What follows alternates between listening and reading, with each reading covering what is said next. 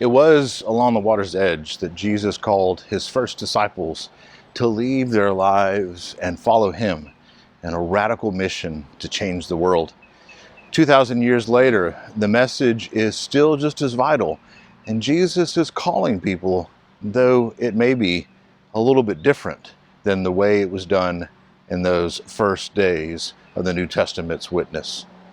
Kia ora, bulavanaka. Hello, I'm Rob Haynes. I'm the Director of Education and Leadership at World Methodist Evangelism, and I'm excited to share with you coming up in September the Embrace Conference.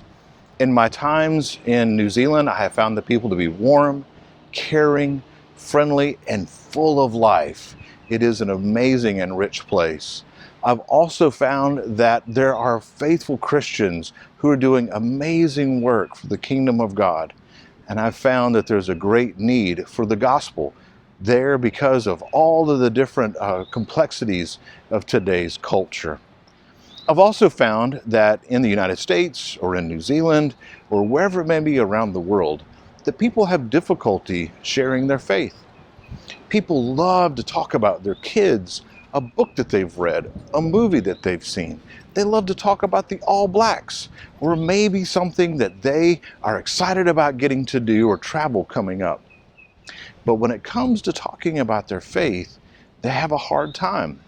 And it's amazing because there is no message more important. Though the All Blacks are amazing, there is no message more important than the gospel of Jesus Christ.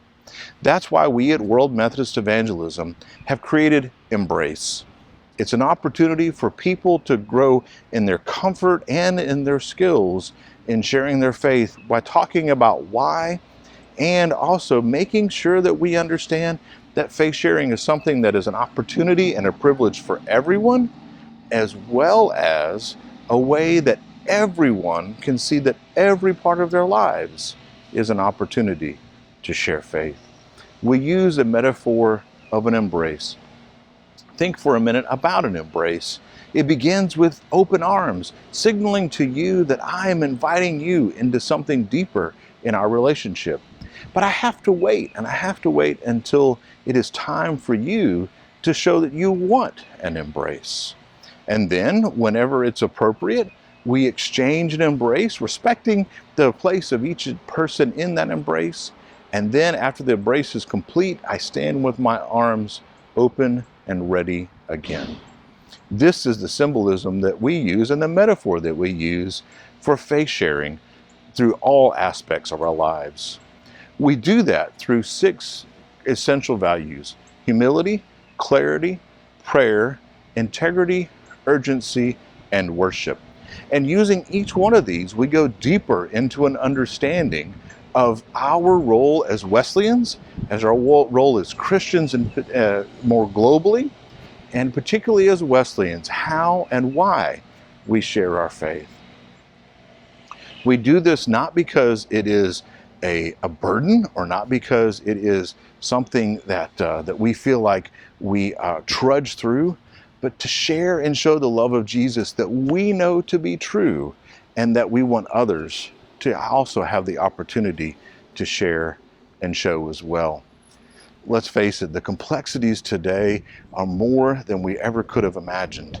You know, there are all sorts of things that are going against us in terms of how we can share and show the love of Jesus, whether that be because of the global pandemic or cultural, political issues, or whatever they may be. But you know, God is still with us in the midst of it, and He wants to do a work in you and in me. And that is an amazing privilege.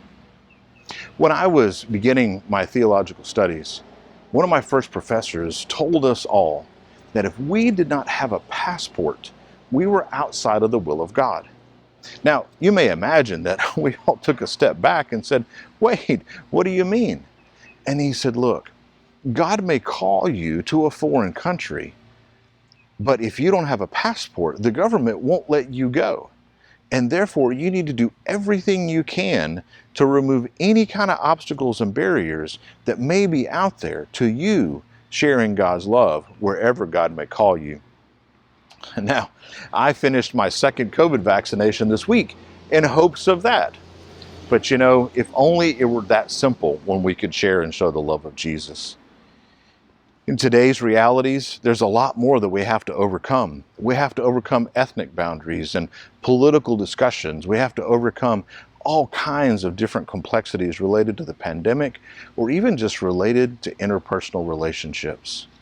That's what Embrace is all about. It's about finding ways that we can move across the room, that we can move across the street, that maybe even across the country or across the world, that we can be ready, always ready, as God has called us to show and share the love of Jesus. I'm looking forward to being with you in September for the Embrace Conference. I'm looking forward to what God is going to do.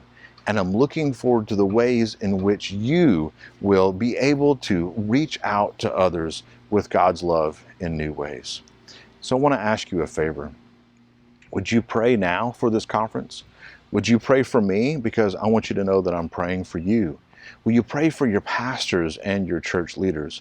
And would you pray for someone that God would bring to your heart with whom you could share God's love with now and coming up in September?